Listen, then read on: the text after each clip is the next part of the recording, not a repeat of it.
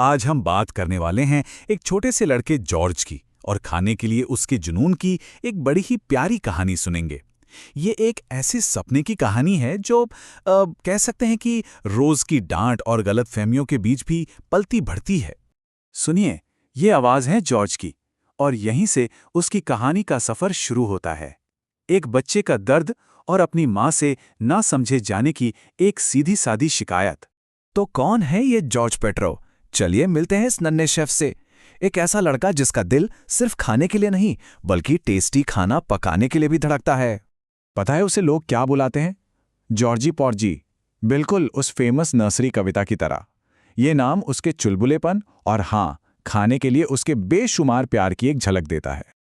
और अब आते हैं कहानी के दिल पर, वो सपना जो जॉर्ज की आंखों में पलता है, एक बेहतरीन शेफ बनने का, उसका पक्का अटूट सपना।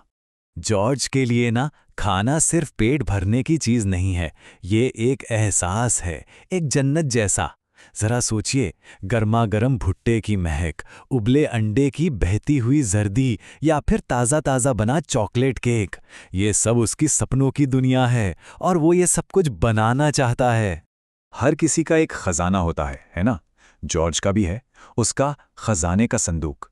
पर यह कोई मामूली संदूक नहीं है, इसमें कई सालों से जमा की गई रेसिपीज का कलेक्शन है, जो बताता है कि वो अपने सपने को लेकर कितना सीरियस है।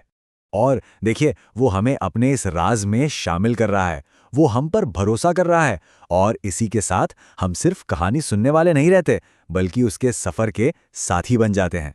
पर जैसा कि होता है, हर सपने की राह आसान कहाँ होती है। अब कहानी उन मुश्किलों की तरफ मुड़ती है जिनका सामना जॉर्ज को हर रोज करना पड़ता है। एक ऐसी दुनिया जहां उसके जुनून को कोई समझता ही नहीं। जॉर्ज की इच्छाओं और असलियत में ना जमीन आसमान का फर्क है। वो एक शानदार नाश्ते का सपना देखता है, सनी साइड अप और 6 कॉकटेल सॉसेज के साथ। पर उसे मिलता क्या है? सिर्फ एक सूखा टोस्ट। यही है उसकी रोज की लड़ाई। और बात सिर्फ खाने की नहीं है। सबसे ज्यादा दुख तो तब होता है जब अपनी ही माँ उसे पेटू और अनाड़ी जैसे नाम देती है।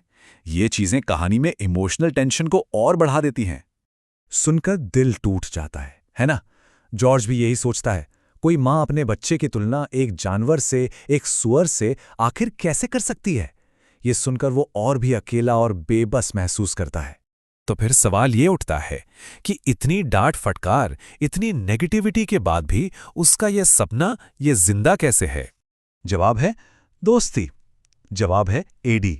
जॉर्ज की जिंदगी में एक पॉजिटिव एनर्जी, उसका सबसे अच्छा दोस्त और उसके कुकिंग के सपनों का सच्चा साथी।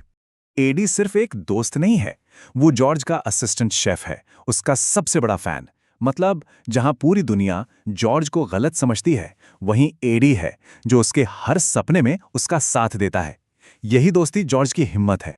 तो देखते हैं इनकी पार्टनरशिप एक्शन में। उनका अपना एक कुकिंग शो है, आई लव टू ईट, और आज मेन्यू में है मशरूम और चीज़। मक्खन पिघलाने से लेकर चीज़ का दुकस करने तक हर स्टेप में उनका जोश और तालमेल देखने लायक है।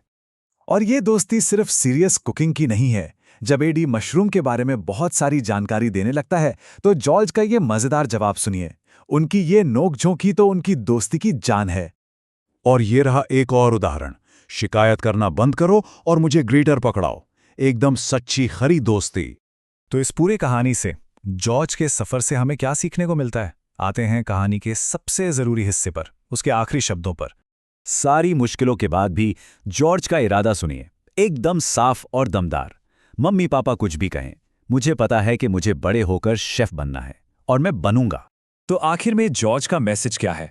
बहुत ही सिंपल है, जो उसकी पूरी जर्नी का निचोड़ है। उसकी पूरी कहानी को हम 3 आसान नियमों में समझ सकते हैं। पहला, अपने सपनों के पीछे जाओ। दूसरा, जो खाना पसंद हो वो खाओ। और तीसरा, जो खाओ उससे प्यार करो। कितनी सीधी और गहरी बात है ना? और हम इस कहानी को जॉर्ज के इसी एक शक्तिशाली विचार के साथ खत्म करते हैं। अपने सपनों का पीछा करो, चाहे कोई कुछ भी कहे। ये एक ऐसा मैसेज है जो सिर्फ जॉर्ज के लिए नहीं बल्कि हर उस इंसान के लिए है जो अपने जुनून को जीना चाहता है।